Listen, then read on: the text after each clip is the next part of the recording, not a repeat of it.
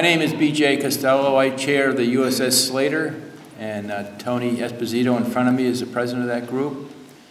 I am moved by your presence here today and the fact that we will always remember this day, no matter what. Color guard, attention. Port arms.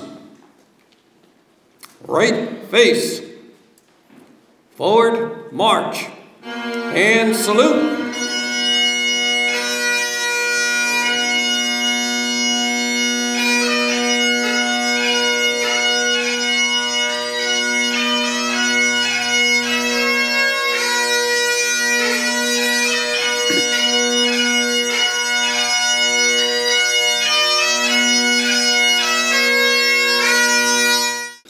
May we have a moment of silence for the 2,408 U.S. military and civilian personnel who were killed on this day 76 years ago.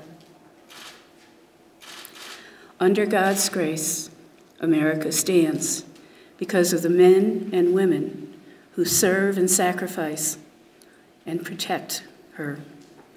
The sounds of enemy planes are still etched over the crisp blue skies of Pearl Harbor, in contrast to the sacred silence above the Arizona, where multitudes continue to honor the lives of those fallen on that day of infamy. Today we honor all of our deceased veterans from all wars who have sacrificed their lives so that we can live our lives in a free and open democracy, the land of the free and the home of the brave. God bless our deceased veterans and all of our veterans who are serving in harm's way today. God bless our United States of America. Amen. You know, a lot of things go through on this day, and I have to agree that I'm glad to see the turnout today, because we have a tendency in this country to forget. We forget the sacrifice men and women have done to give us the freedoms that we enjoy today. We forget December 7th, because it was 76 years ago, but the impact that had on this nation. We forget that stuff. If you talk to some kids in 3rd, 4th, 5th grade, they might be like, what's Pearl Harbor? They even recognize it in school today.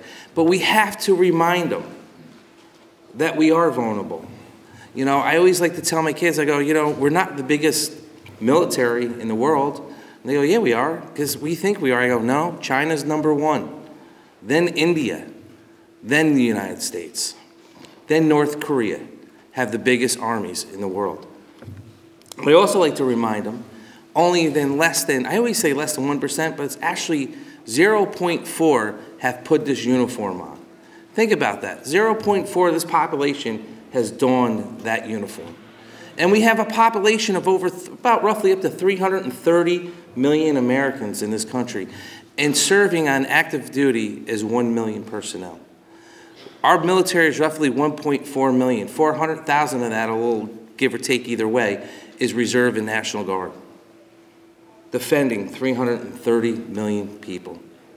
Because it is so extraordinarily important that we do honor those who serve and have served this country, and that we never, ever forget that day of infamy, because when we do, I think I think too many forget our history, and we are, as they say, condemned to repeat the mistakes of the past when we ignore our history. So it is important to know our history, to know of all of those days of infamy, and to make sure that we honor those who have done so much. As has been said, it is so critical that we remember what happened on December 7th, 1941, and all that followed.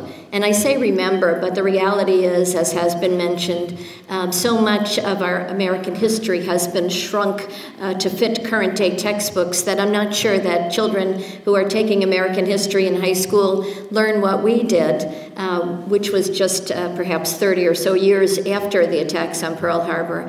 And so it's not a matter of reminding them so much as it is a matter of educating them. educating them of the bravery of the young men who were on those ships that morning, who were caught unaware that this was going to happen to them, but nonetheless, excuse me, responded as they had been trained to attack the enemy, to end that attack on our ships, to treat the wounded, to be there to try to make the best of what they could of a very dire situation. Jay, and I'm so honored to be here with all of you this morning, and with me today are our town board members, Linda Murphy and Paul Rosano. This is a very, very important ceremony, and as everyone has said, you know, we can never forget.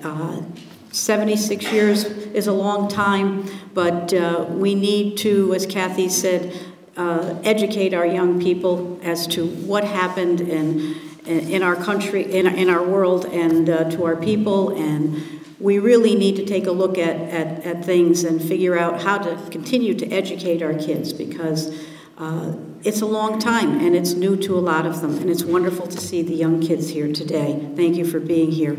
It moved me from the standpoint of that resolve that we have to ensure that we continue to educate our young people, to tell these stories, to keep alive in our memory the sacrifices that were made.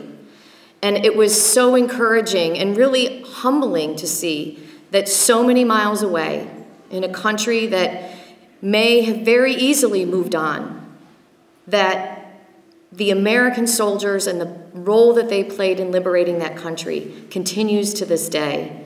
There are 8,301 American soldiers buried in the American cemetery in the Netherlands. And every year on Memorial Day, each of those graves is commemorated with a wreath. There's a waiting list of 300 families waiting to adopt those graves.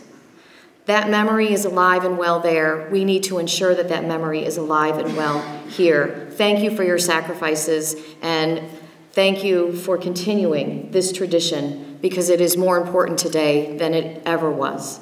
There are two important lessons I take from this occasion, from this ritual, and I think the Congressman would speak to them as well if he were here. The first is that the events of December 7th were not just a reminder of the type of sacrifice and what was lost, which was immense, but also the circumstances of how we were attacked and how we were threatened for those several years in the 1940s.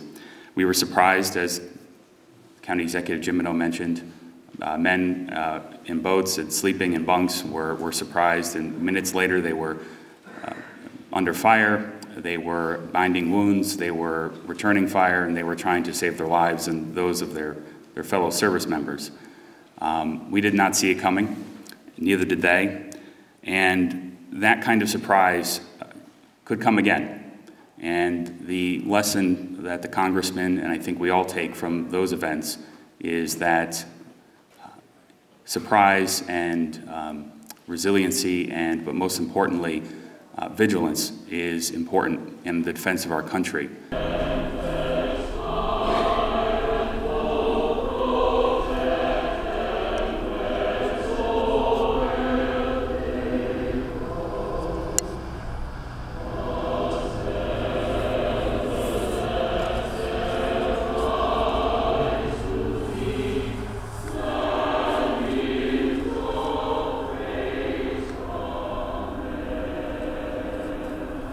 Fire.